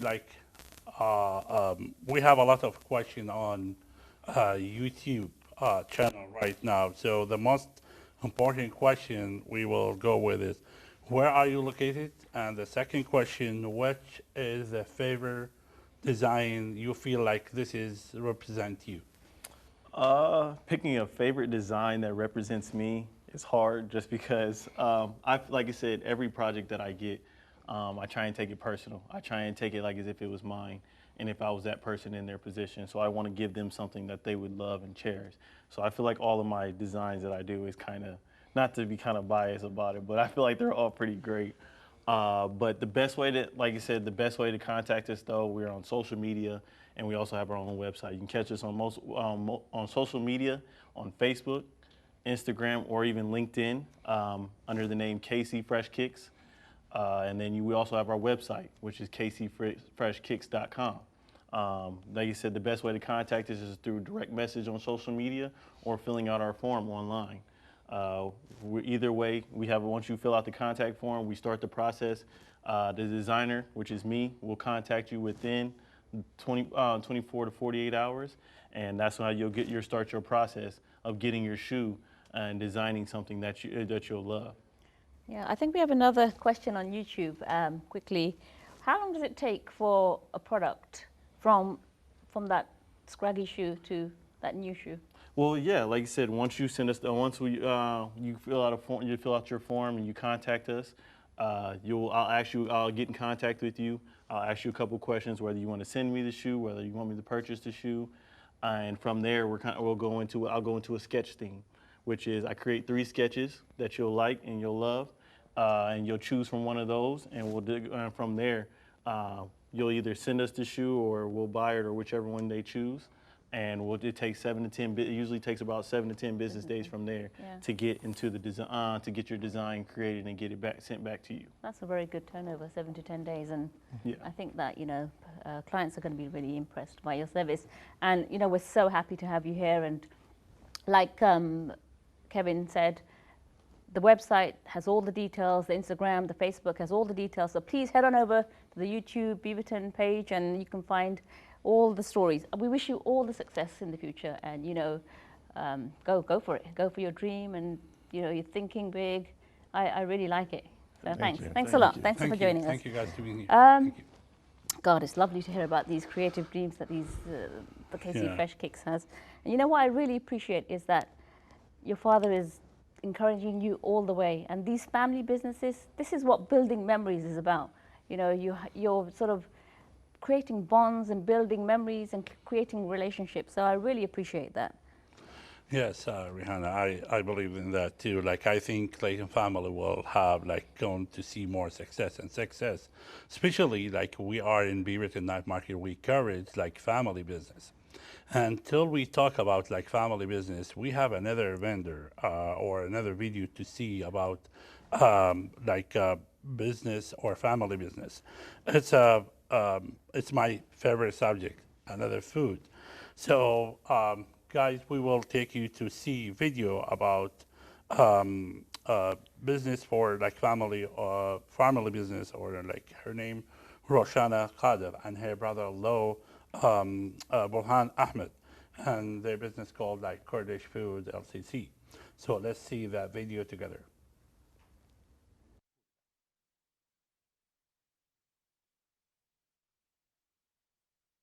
Hi everyone, this is me, Roshna Qadir. I'm from North Iraq. I'm Kurdish. Today I'm showing you how to process dolma.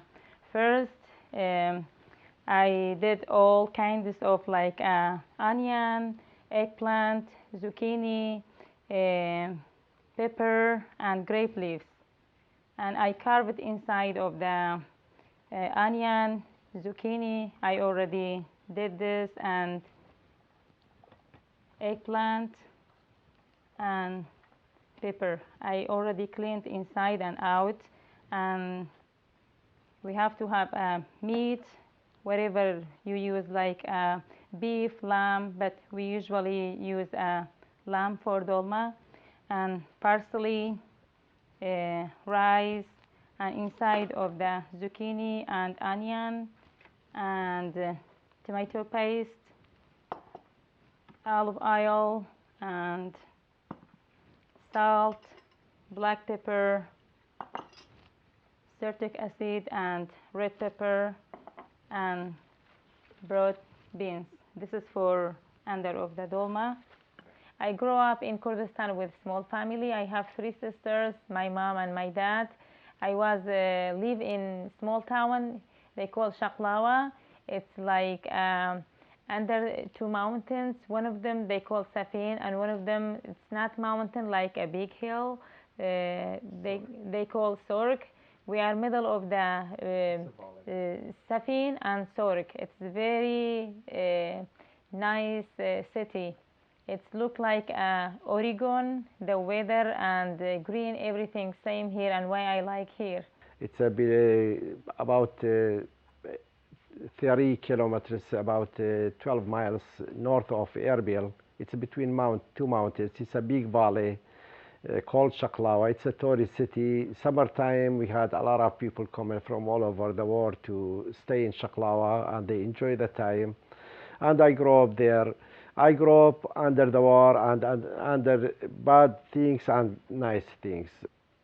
Dolma is very famous in my country. They do it for party, for everything. For when people they come to your house, when you invite people, they make dolma because it's very famous. The first dish in our country is dolma. It's very difficult because it's very hard to cook. It like when you cook it gonna be like 2 or 3 hours. Very hard to cook, but it's very delicious. And now I have to chop parsley and inside of the zucchini and onion and mix it together with this. I start loving the cooking after my dad was a chef cook for King of Faisal of Iraq, and he was cooking at home, and I learned from him. Always his cook was when he cooking he was cooking very taste, and I learned from him. Yeah, when I was little girl, I was helping my mom in the kitchen. I learned from my mom, from my friends, from my old sister, and from YouTube. Kurdish cuisine, it's all about starting from scratch and organic and fresh, and we use herbs and variety of spices. We usually use organic for everything, and we never use frozen, we never use a can. I love what I do, and I cook with love in my heart. And now you have to mix it together.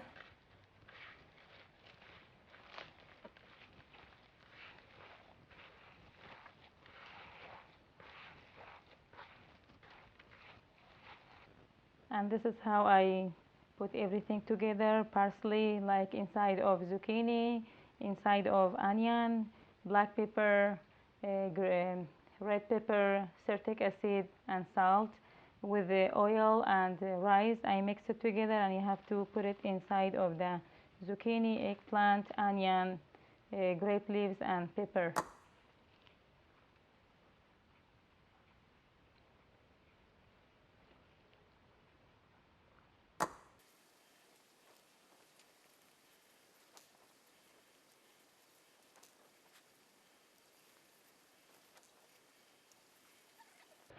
I hope I open my own restaurant, and I have the same restaurant I have before, and I transfer the food, I cook the food for the people and make them happy.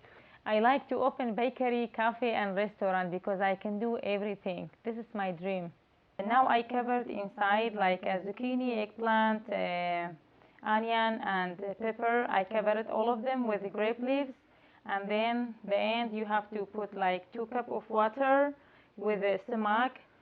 Sumac you can find the ground one from halal store, but the seed I brought from my country, and you can Google, you can order it from if they have, but this is from my country. This is make your dolma taste is good.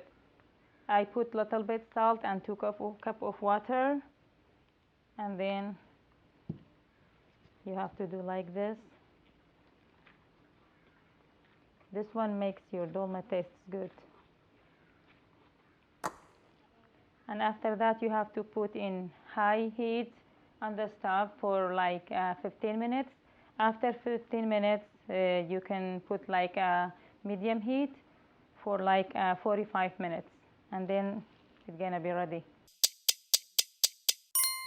Now the dolma is ready after like 45 minutes when we put on the stove, and now it's ready to flip it. We put we put this tray like this, and you have to flip it. If you want like make a cake, before you have to push a little bit, and then when you flip it, it's gonna be like stand like a cake, or not, it's gonna be like mix it together. It's a little bit heavy for me, and he can help me to flip.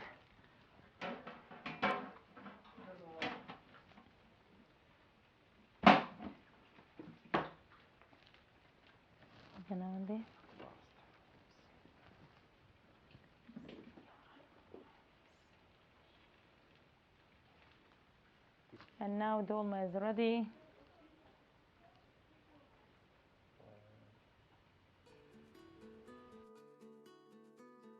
Today I'm showing you my Kurdish dessert, all of them handmade, and I did by myself. This is baklava made with own bread, like I made it bread with a special syrup. I added saffron, and this is kulicha with dates, and this one mahalabi with heavy whipping cream and half and half, and little bit cornstarch with little bit sugar and pink rose for decoration, and also pistachio. Now I'm going to show you the tea. This is my blend tea. I mix it like 4 different kind of tea. This is special tea. We can add like, some people they can add like no sugar, and some people 1 spoon and 2 spoons. This is my special tea. This is tea and water.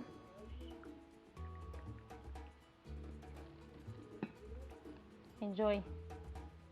You can find us Kurdish Food LLC on Instagram, and we have our own email, and you can order from us by email. The email is roshna-kader86@gmail.com, or my Instagram Kurdish Food LLC.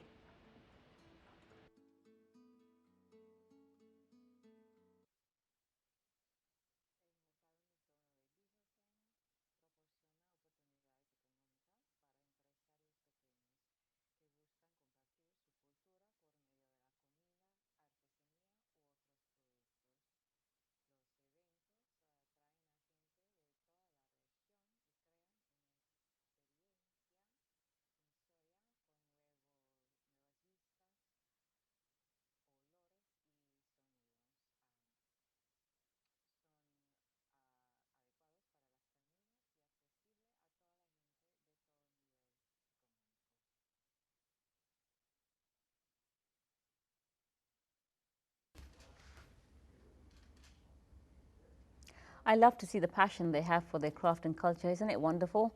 And those dishes, they're making me hungry again. God, we just got a food. Yeah, me too. Plethora of food on the show tonight. So anyway, if you guys want to visit Roshna, please visit the Beaverton Night Market website, and you know you can acquire more information on the website. And now we have like another guest. Like, she's very passionate how to mix between culture and art. And her name, Lakota Scott of Asda Alta. Here we are with us. Thanks. Welcome. Welcome, Lakota. Thanks for joining us on the Beaverton 2020 Virtual Night Market. It's a pleasure to have you here tonight.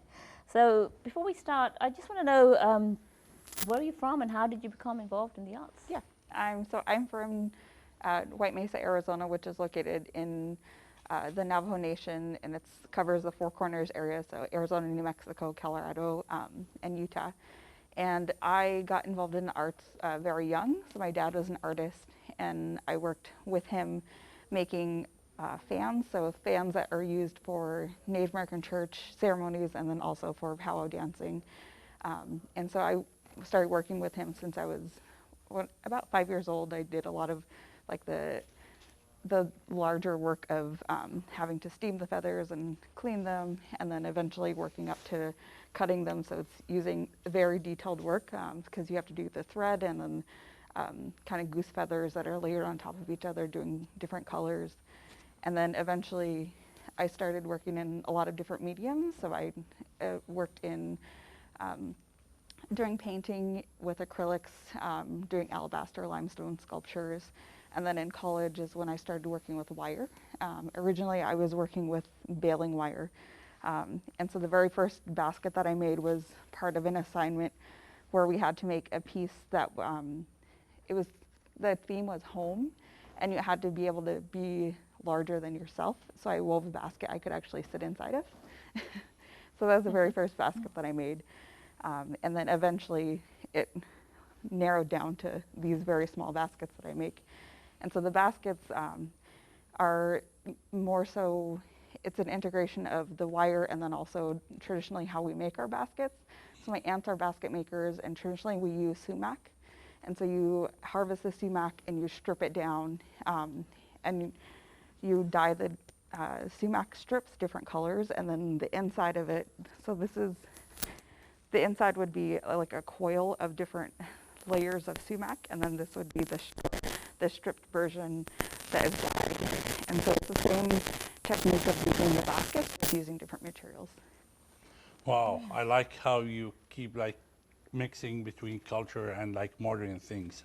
So your company or your business called like As the Alta, could you please let us know what, like, from where that name come and or what that means? Yeah. So the business name is Astan Oltkat. In Navajo, we're not really given names, but in terms of the same way that it is in English, where like you have one name that sticks with you for the rest of your life, but it's more descriptive of who the person is. And so when I was really young, up until now, because I've been in school for so long, and my grandparents would ask where I was, and so my parents would tell them I was at school. And so Astan Oltkat means school lady, because I was always at school when they would ask where I was. Oh, wow, that's Thank you. wonderful. Thanks for sharing that story with us. I see you bought some of your baskets. Is it possible for you to show us how you make it? Yeah. So I use different types of wire, but this is a leather cord. And so what I'm doing is using an owl to do each of the stitches. And then this is fine silver, but I also use copper that has a tarnish resistant coat on it. And then I also use gold in some pieces.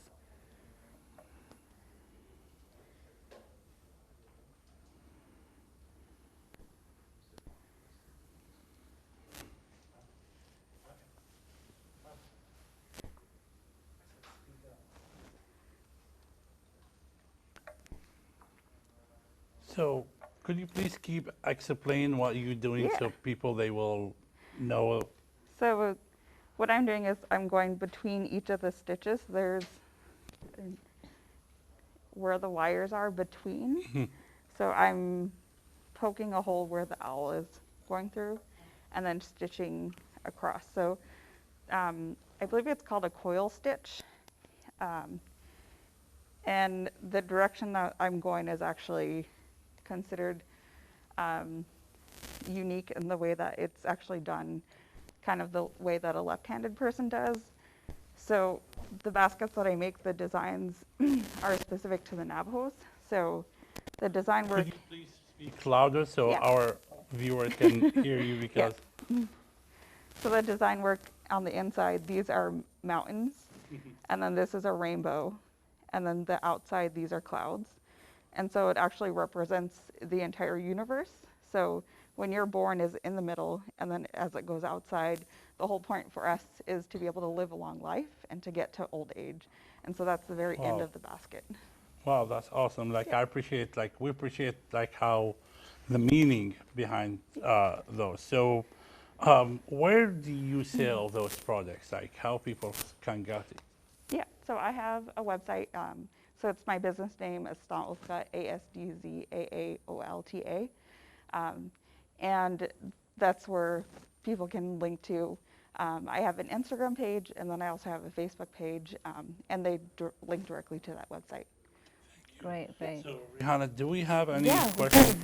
just want to let you know that As the Alta is on Facebook, Instagram, and you can find details about the company on the Beaverton Night Market webpage. Just to reiterate that, we do have a question on YouTube, and I'm just going to read it out. How long does it take to typically make a basket? So one that's this size, so these are the smaller ones. that one would probably take me like 5 hours versus a large one like this one will probably take me about 3 weeks. That's awesome.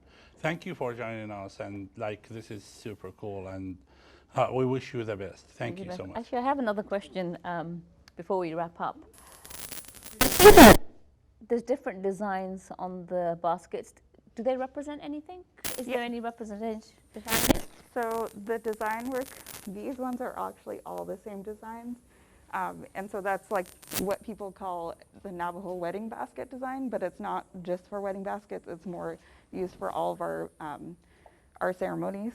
And then these are more abstract, so they, in terms of cultural significance, there's mountains that are back home that are significant, and so that's like in terms of the 4 directions, and so these are the 4 mountains that are on there. And then these ones are based on the geranium flowers. Great, that's wonderful. I mean, the meaning, the significance of the meaning is, it's wonderful to know that. Thank you for joining us, Lakota. It's a pleasure to have you here. And, you know, again, viewers, please refer to the website and the Instagram and the Facebook page, and you can get more information and buy some of these products. Wonderful. Yeah, What we got next, Ahmed? Yeah, so we have like, I really appreciate how she keep like mixing the tradition with the modern things and like keep her culture and her family culture. That's awesome. Like it's apart from the life. Yeah, it's a wonderful, wonderful family tradition. So our next guest here has been making clothes for women and children in Afghanistan. Pakistan is next to Afghanistan, but Afghanistan.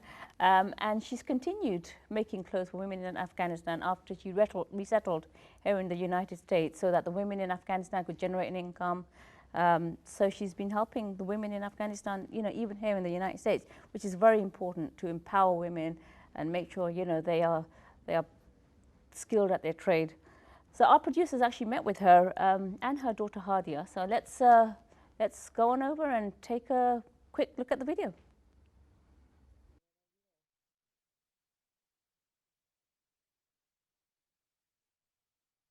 سلام علیکم. اسمم بصیره صادقی است و اسم دخترم عدیه و اسم بزنسم صادقی تکستایل.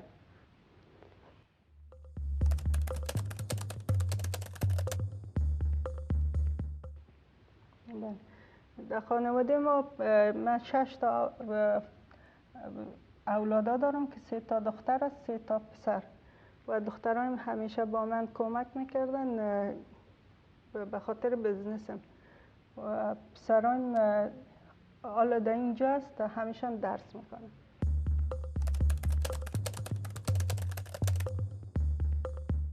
من توی افغانستان مشکلات اقتصادی هم داشتم و مشکلات صحی به خاطر بچه‌های مریض بود تکلیف خون داشت به او خاطر من به سازمان ملل مراجعه کردم و سازمان ملل خواستن که من در امریکا باشم و در پورتلند باشم.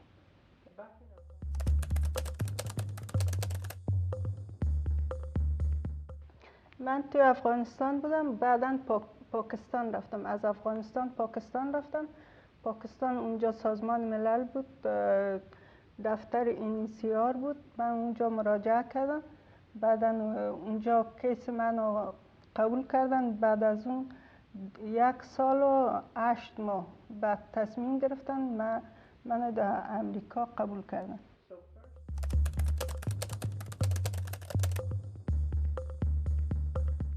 وقتی من امریکا آمدم 3 تا خانم امریکایی با 1 تا مرد امریکایی بود اونا من رو کمک کردن به داوطلبانه من کمک کردن و خانم‌ها و مردمای افغانی را میشناسم اینجا و ایرانی‌ها را میشناسم.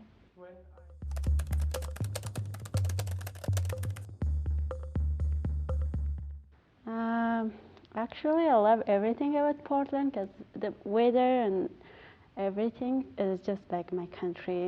And like I feel like I'm back home and I don't feel anything like different. Like I see the people of color, I can make friends easily and like Also, I love my school, which is really diversity and stuff. So I really like here.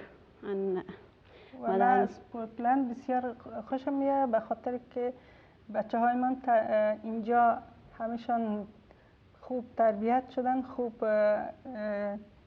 توی مکتبشان نمره های خوب داشتن، دوستای خوب داشتن و خود من خوش هستم که به خاطر مسجد میرم و دکترایشان بسیار خوب، دکترای خوب هستند که بر بچه های من خوب سعید چی شدن؟ تداوی شدن.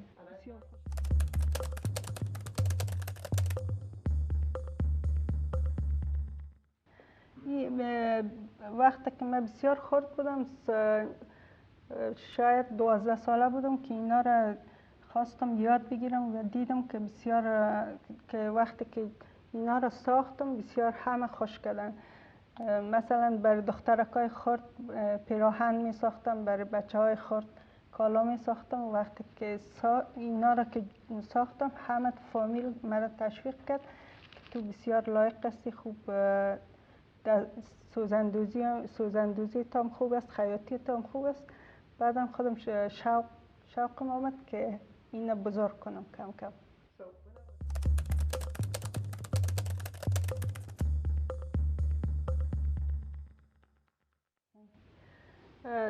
در افغانستان خانم‌های بسیار لایق است، اما در بیرون نمیتونن کار کنن، در بین خانه میتونن سوزندوزی کنن. من همیشه تکه میگرفتم و اونا رو میدادم که روی تکه سوزندوزی کنن و به من پس می آوردن و خودم خیاطی میکردم. اونا زیاد نیاز داشت، من به تقاضای اونا زیاد بزنسم بزرگ شد، به خاطر خودم نه، به خاطر زنایی که بسیار نیاز داشتن و همیشه برای من می آمدن میگفت که تو باید این بزنس پیش ببری که ما هم کمک شویم. زنایی هستن که بسیار لایق هستن، همه چیزا یاد دارن. مثلا هر کدامشون از این دختر همیشه یاد دارن و وقتی که اونا این کارا رو میکرد بسیار من برای اونا جگرخون میشدم، به خاطر که زیاد کار میکنن سرشان و زیاد وقت مصرف میکنن سرشان و پول بسیار کم میگرفتن. به خاطر که اینا هر کدامش اگه من اینا را یک دانش $35 میفروشم، بعداً برای اونا $20 میتونم دیگه مصرفش بر چی میشه؟ دیگه مصرفش برای سند و تکه و تمامشان میره و برای اونا زیاد کم میره. اگه این قیمت سودا شود برای اون زنا بسیار کمک خوب میشه.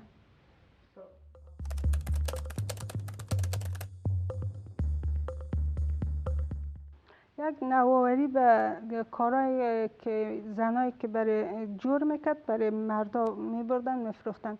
تنها تکه سفید میگرفتن رویشان دوخت میکرد، باز اونا را رنگ میکرد.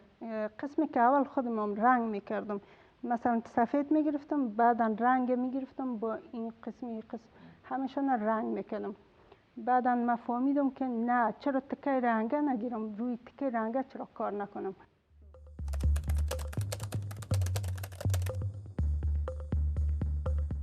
دوست دارم که همیشه یک دکان داشته باشم که همیشگی باشه و فروشاتش خوب باشه، به خاطر که زیاد برای زنای افغانستان کمک شود. دوست دارم که اینا زیاد فروشات کنم دیگه، به خاطر که تکایش بسیار خوب است.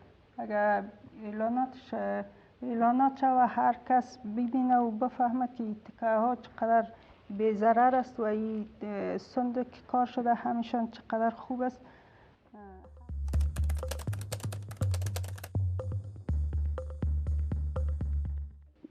تشکر بسیار دوستای عزیز و تایی که با ما همراه بودین. اگر خواستین محصولات ما رو خریداری کنین لطفا به ما ایمیل کنین. Thank you so much guys for being with us, and if you are interested or consume anything you can go ahead and email us. Have a nice day. I love you.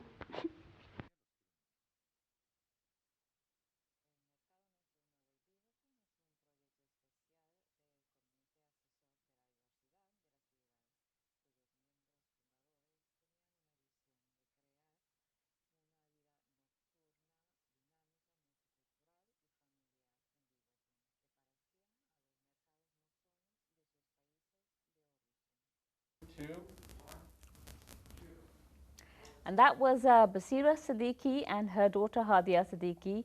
And don't they make some of the most incredible clothes? The colors so vibrant and the embroidery so intricate. Amazing. I think I'm going to have to buy a piece to add to my collection. Yes, I think this is like really important, like how much she's supporting women in Afghanistan, and especially with like country need like more women empowerment. Absolutely, I definitely agree with that. Yes. So for our last guest, we want to welcome Ni Adi and Ishmael Quay, Ghanaian drummers and performance artists. Welcome. Thank you for joining us at the 2020 Virtual Beaverton Night Market. It's an honor and a pleasure to have you here. Thank you guys for coming. Like, thank you, and be patient with us. So my first question, why, like, how did you start drumming? Why you did that? Well, I started drumming and dancing. You know, I grew up in a house that raised fetish women and fetish men from my father's house. And my mother's house too is always also drumming and dancing. So this is how I was raised, around drumming and dancing. And also, you know, in Ghana, every 1 block, every 2 blocks, every 3 blocks, it's always drumming and dancing. So if people are going somewhere, they like to walk instead of taking, you know, trotro or bus. Because when you are walking, you still, you know, you keep on dancing, you keep on going. So, but after that, my uncle kind of start with me. We start doing drumming and dancing, perform in other places, and I also work in Art Council of Ghana as a professional drummer and dancer. And he took me to places like Rome, Romania, Switzerland, Germany, Russia, Puerto Rico, then America. Wow. That's great. Yes, you've traveled the world. Yes. You're a world traveler. And I love it, you know. I don't have to pay any penny. Yeah. You know? Is there a spiritual meaning behind the music? You know, the drumming is, you know, when the other day we did a dancing. It's called Tigali. Tigali is a dancing that when he's dancing, he invokes the spirit. And also, you know, you can hear the drumming, you can hear the sound. Okay? You can hear the sound, but you can't see the sound. And that's the spirit of the music. That's the music, that's the spirit of the drum. So, I noticed you wearing like special clothes today. Like, so could you please explain what the meaning of those clothing? Yes, this is our traditional. This is our traditional dress. Okay, we use it for parties. We use it for musical instruments. We use it for any, you know, marriages. For anything that, you know, is for marriage, you know, everything. Yes, that's what we use it for. What about the necklace you wear? Yeah, the necklace is for, you know, when sometimes you're performing, you have to put some. I mean, sometimes we wear rare gold chain because Ghana we have gold. But when you are performing, you want to wear things like this to be really make it look nice and beautiful. Yeah, it looks beautiful. I mean, I love the vibrant colors and the blues and the oranges. Thank you. Very nice, just my type of colors. Thank you. I know you said that you traveled before you got to the US. Yes. When did you get here and how did you get here? I mean, I know the countries you mentioned, but is there a process? Well, you know, we came from Russia. Then when I get home, a friend of mine came to me. Then I was working in Art Council of Ghana as a professional drummer and dancer. And a friend came to me and said, "Oh, somebody I've heard of you. He wanted to come to the United States." So it was 9 of us. It was 9 of us. So the man picked people who are good. He picked people who are good. So 9 of us. Then we came down here. So when we came, we first came here, we were living in Virginia. We were living in Maryland. And then Maryland, we moved to Virginia. And then I lived in Virginia for 5 years. So I came to Portland to visit. But when I get here, people are nice. People see you, they say, hi, how are you? Which is Virginia. People see you, they start looking at the ground. You know, so when I came here and I went back to visit, and I saw a man walking towards me, looking at the ground, and I stopped me and said, sir, have you lost your something so I can help you find it?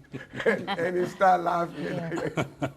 He started laughing, and I told him that, you know, I used to live here, and you know, I went to Portland to visit, and I did not come back. But because of people here, they see you, they don't say hi, they look at the ground. But Portland, they say hi.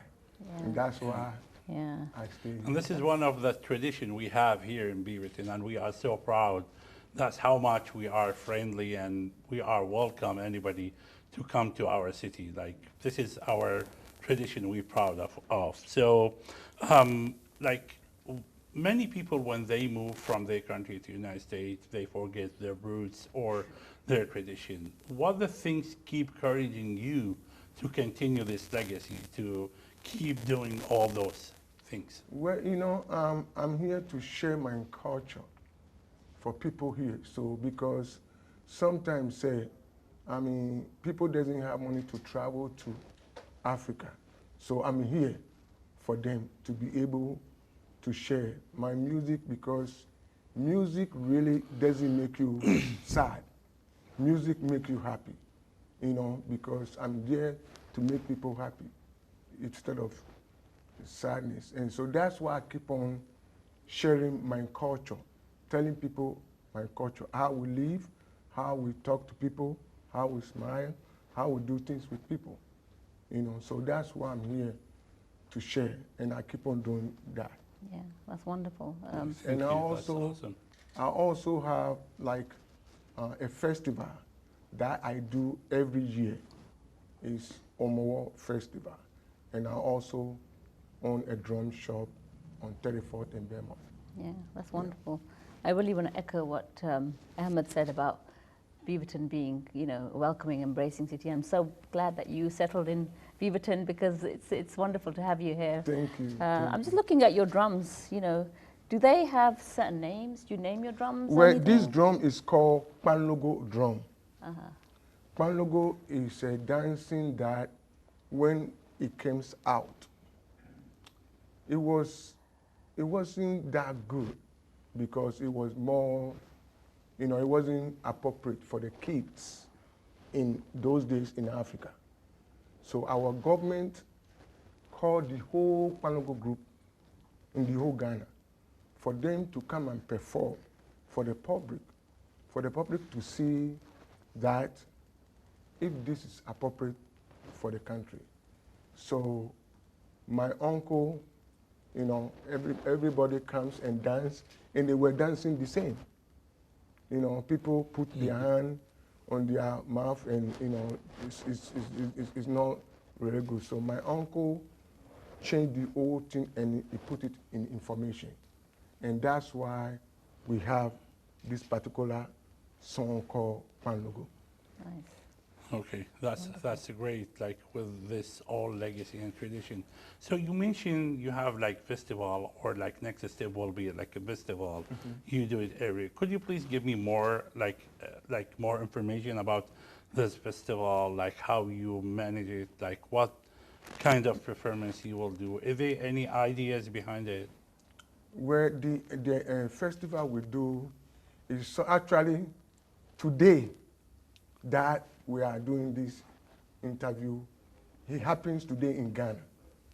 The festival happened today. Oh, nice. Great. Which is, this festival means, we say Omowo. Omowo means, those days say there's no rain. So when there's no rain, there's no food. There's no fish. So people are dying, birds are dying, animals are dying. So when it starts raining, and food start coming. Because when it's raining, fish too come to the Yeah. ocean. Right. So they have more fish and corn, so they say shame to anger. And that's what the meaning of Omowo. You know, so every year we cook this corn and we share it. We give it to the ancestor sisters, people who have passed from their hunger. We throw the food and then the birds to all the animals that have passed. We honor them and give them a food. And that's the meaning of Omowo. Oh, that's And wonderful. then it's a very, very fine festival. I mean, you can, people dressing, you see chiefs, they carry chiefs in people. I mean, it's really people really playing the drum, dancing, you know, running. It's good. It's good. Sounds like Yeah. fun, active, energetic. Yes. Yeah, it seems like, you know. Yeah, and maybe one day we can visit Ghana and we can. Yes, I will make like, you chief. Yes. Yeah. There you go, but you're going to be the chief. Yeah, no, I will not dance. Don't worry. Like, He's the king and you're the chief. For safety issue, because like they will thought they have earthquake or something.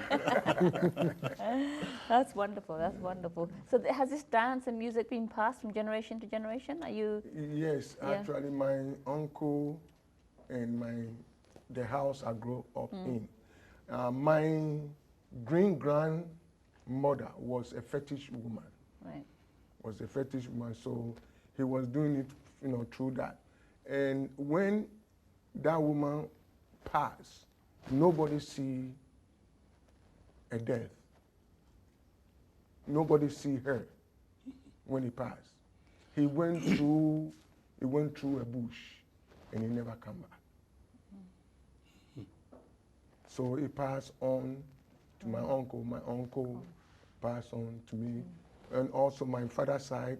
So I'm around this drumming and dancing all my life. Right.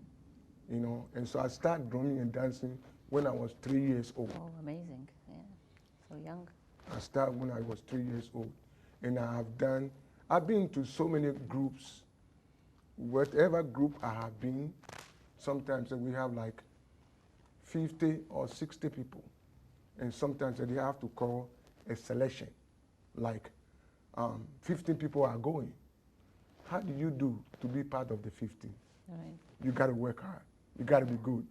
And I'm always part of the 15.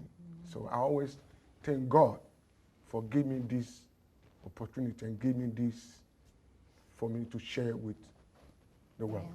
Thank you. Yeah, We appreciate that's it. great. Yeah. So we will not let you leaving without hear something with these drums. Like, I'm super excited to hear something from the king of the drums. So let's hear something. Okay, so this is my son here, Ishmael Quid. Hey, nice to meet you. He's going to back me up with the drum. So you're going to go. Okay, we have to put our masks on because we're going to sing. So. Sure. Okay. I like how you match like the mask with your clothing. Thank you. That's cool. Yeah, well, you can come to my store. My store is Anansi Beat, and I sell those masks over there. So, you Okay. can. So we're gonna play a song called Pan Logo.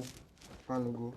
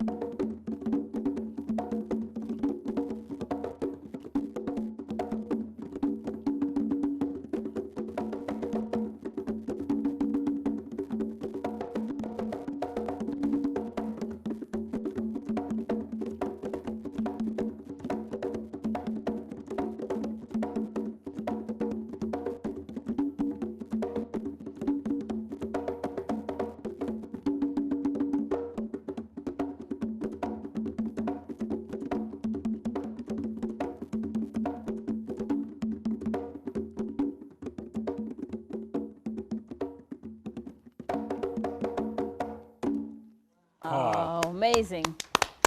That's awesome. What an That's incredible performance to end our night. That's I like it. wonderful. Thank you. Amazing, amazing. So that concludes the Beaverton 2020 Virtual Night Market.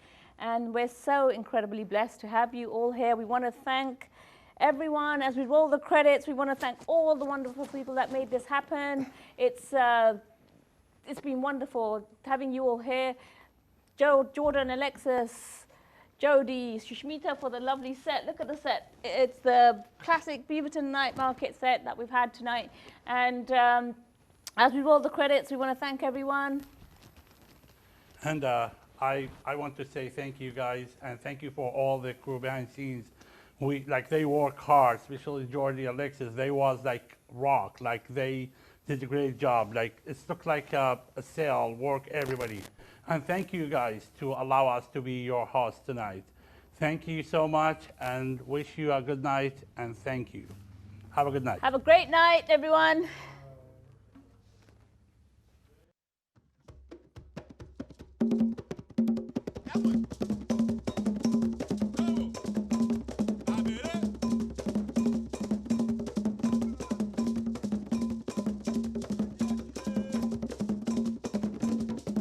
Again!